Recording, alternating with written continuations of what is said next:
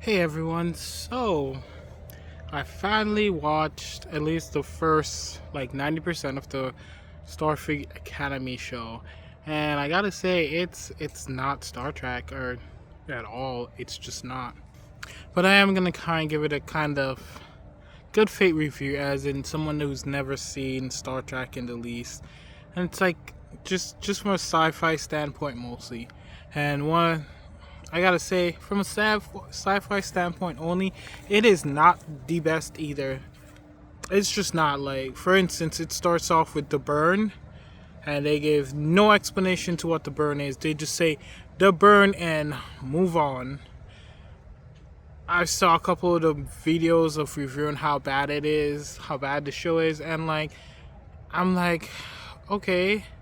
I know what the burn is. They weren't able to use their warp drives for 150 years, but I at least expected them to say more than the burn and then move on. I expected like a somewhat sci-fi explanation.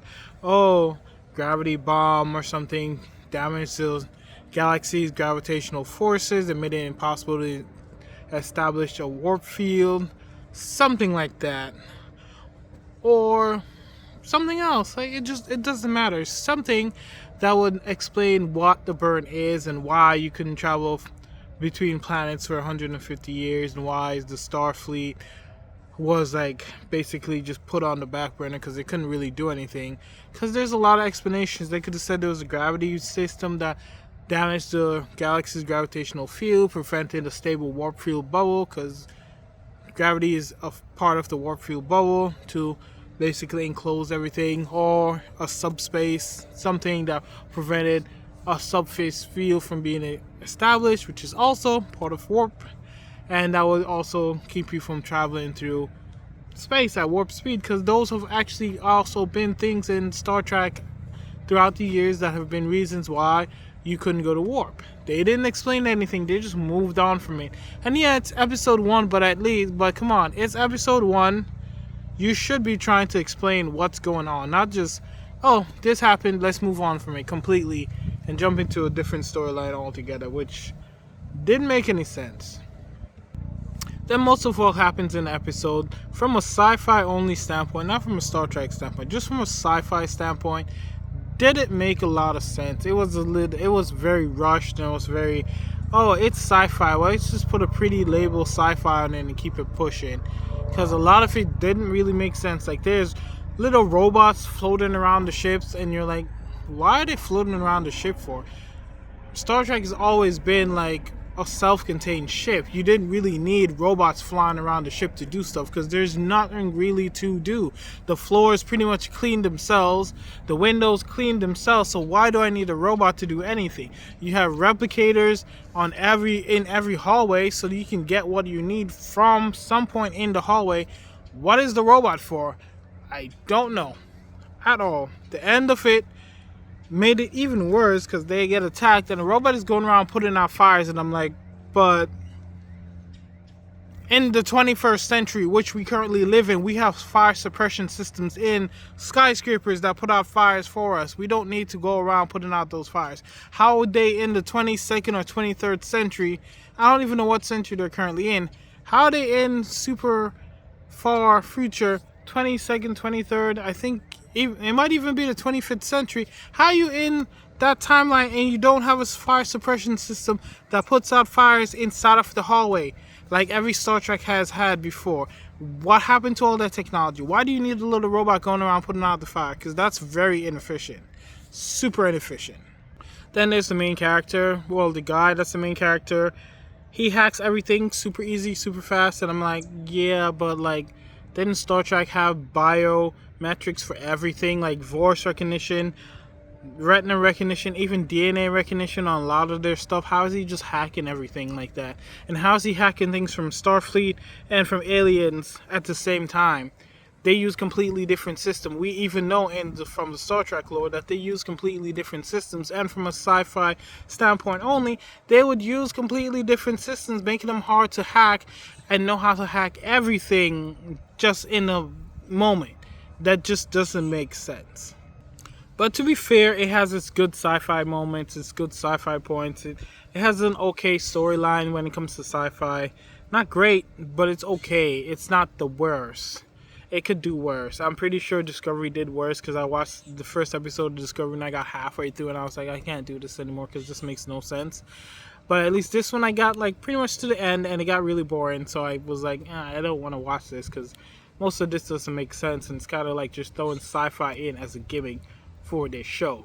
For instance, towards the end, after their whole battle, like the guy just escapes in an escape pod. I'm like, but we all know from every sci-fi lore out there that escape pads have trackers and beacons and systems designed to make it really easy for the person you escape from to find them, and they're encrypted so that only that person can find you. Like, that's usually how escape pods work. You escape, and then the people you escaped, the ship you escaped from, they can find you super easy. A lot of times they even have return protocols so that those escape pods go to a specific place.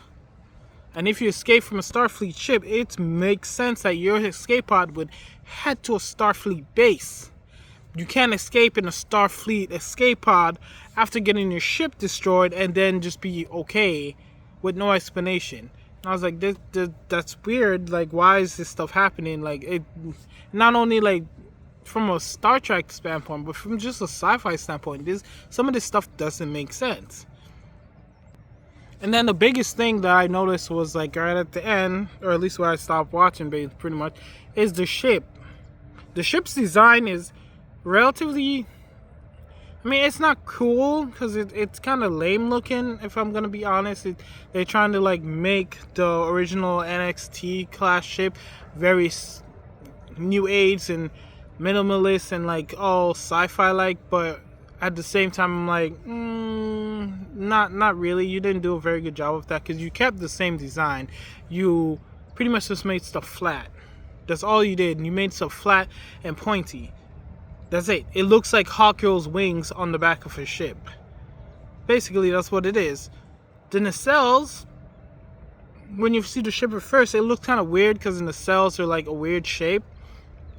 They don't look completely attached to the ship. And then at the end of the episode, I realized the nacelles aren't actually part of the ship. They were just floating along the ship. And I'm thinking, that doesn't make sense. The nacelles are what contains the warp field. They're supposed to be anchored to the ship because that's how the ship moves.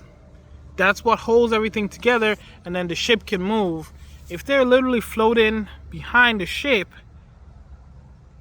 how is all this stuff gonna happen? Yes, it makes sense because yeah, you're using a warp field and all this stuff, but at the same time, why are you doing that? That requires more engineering to do to get those things to float in that place. And then that leads a whole ton of things that can happen, especially if you get hit by an attack and you lose power. That means your nacelles are not going to stay attached because your nacelles are not attached through physical objects. They're attached to a gravitational system because that's the only way they can hold them in place. If you don't have power and your power fails, your nacelles will go flying everywhere. That makes no sense. But they skip all of that over. They lose power, they lose functions of everything, but then the nacelles stay in place. Because the funny thing is, they're coming to steal the warp core. The warp core that isn't technically attached to the ship. Why are they beaming on board to steal that? Why didn't they just knock out the power and grab their nacelles and go? Why the fight? They could have just knocked out the power with their... grabbed their programmable matter and then just leave with the nacelles. They didn't have to do anything else. They could have just left with the nacelles. But they didn't. Because it makes more sense for them to do all the attacking and stuff, even though nacelles aren't actually attached, because we get to the end of the episode, they park over Earth, and then the nacelles go into the space dock, and then the saucer section of the ship goes and lands, and I'm like, this is stupid. From a sci-fi standpoint, that is stupid. And that is so stupid, it seems like they're trying to match Hitchhiker's Guide to the Galaxy, which was a comedy, not supposed to be taken seriously. It was a comedy, not a serious sci-fi show. It was a comedy. That's literally what it felt like they were trying to match with the design for the ship. But yeah, but as far as the Star Trek aspect of it goes, I don't have much to say about that because it just seems like this entire show was just a mockery of Star Trek and especially Starfleet to begin with. It was just a mockery. That's all it was. It wasn't like, oh, this is just trying to be a meme of sort. No, it was just mocking Star Trek and Starfleet, especially the entire what Starfleet stands for and everything. It was a complete mockery of all of that. It was no, oh, it's joking on it. No, it was just flat out mocking. The very beginning, from like, I think it was like 3 minutes in, I was like, yep, this show is mocking Star Trek. This is not memeing Star Trek. This is not being a parody. This show is mocking Star Trek and what Star Trek stood for. This is literally mocking Star Trek. The lady in the first, I think 4 minutes in, she literally says she's glad to put the guy in jail. That was never something that they did in Star Trek. That was never a thing in Star Trek. Like, yes, you got punishment in Star Trek, but that was never something a captain or an admiral, whatever she was, a captain was supposed to be saying she was proud of. Why are you doing that? You're mocking what Star Trek stands for. The whole show mocks everything that Star Trek stands for. Not just the Star Trek itself as a genre, but mainly Starfleet. Like what Star Trek made Starfleet to be as, like the better version of society, having a good, basically a society that would help and better the weak. It was bringing people together. It was supposed to be better enough, just not like one race, but multiple races sharing things, finding a good way to do this without being like super like violent and stuff like that. Like they didn't like prisons and stuff like that in Starfleet, and like even in this, they're not even saying prison. They're saying forced labor, by the way. Like all this stuff is forced labor, which is basically you're saying slavery. That's what you're saying. You're saying slavery. All your criminals are slaves. Yes, and we get it. A lot of stuff in Star Trek, not politically correct and stuff like that. But you're just saying for every little infraction, you're going to be expected to be a slave for a certain amount of time. Because it's forced unpaid labor. That's what they say. That's the definition of slavery. They're using it just like it's a normal thing. And yeah, community service is a thing, but it's like, okay, you can spend your time in prison, but they're like, you're going to be in prison and then you're going to do this also. You don't have a choice with the forced labor part. What happened to the Starfleet like motto of making everything better, providing for people, helping people get better? The reason people didn't have to work in Starfleet and all this stuff. But no, everybody has to work in this one. There's like people out of money. People are stealing all kinds of stuff in this one because there's no space travel for 100 years and the society falls apart. I don't think so. The whole Starfleet as a concept is nowhere to be found in this show at all. And then not only is Starfleet not found in this show at all, but also there's no Starfleet like advancements in this show. Like a lot of Star Trek in general, like a lot of stuff that happened in Star Trek showed a lot of advancements that took place in Starfleet. So that doesn't exist in this version. They spent over 150 years without warp travel, and nobody developed any other way of traveling faster than light. 150 years, the best scientists in Starfleet, no one developed anything. What? And it's not that just no one developed anything, but it's the reason the whole burn thing is very vague and doesn't make sense is because warp travel was not the only way of traveling faster than speed of light and traveling in between planets quickly. In Star Trek, they were not. That was not the only way. Because I think there were 2 other races in Star Trek that did not use warp, that traveled faster than the speed of light, that were part of the Federation. So they should have been able to go and help the Federation be like, okay, let's work together and make something. One of them was like one of the races that were not exactly like, were kind of xenophobic, but they were still part of the Federation. They were just like an insulated race, but they did not use warp because warp damaged them, so they couldn't use warp. So they had a different form of traveling faster than the speed of light. Also, the Xindi did not use warp, and granted, that's from Star Trek Enterprise, but it's still Star Trek. The Xindi did not use warp, and they were Star Trek Enterprise. Granted, It's not like one of the most famous versions of Star Trek, but they did not use warp because the section of space that they were in did not allow for warp travel as well as it did outside of that section of space. So a lot of the Xindi developed technology that didn't use warp.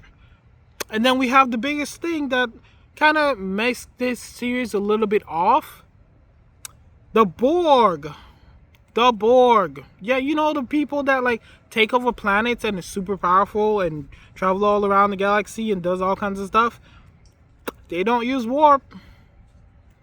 Yes, they use warp sometimes, but we know they primary means of transportation and how they're able to get what they need done and how they basically travel from planet to planet is not primarily warp. They use tunnels in space that are basically controlled wormholes for them to get their massive ships in between planets and back to their satellite space.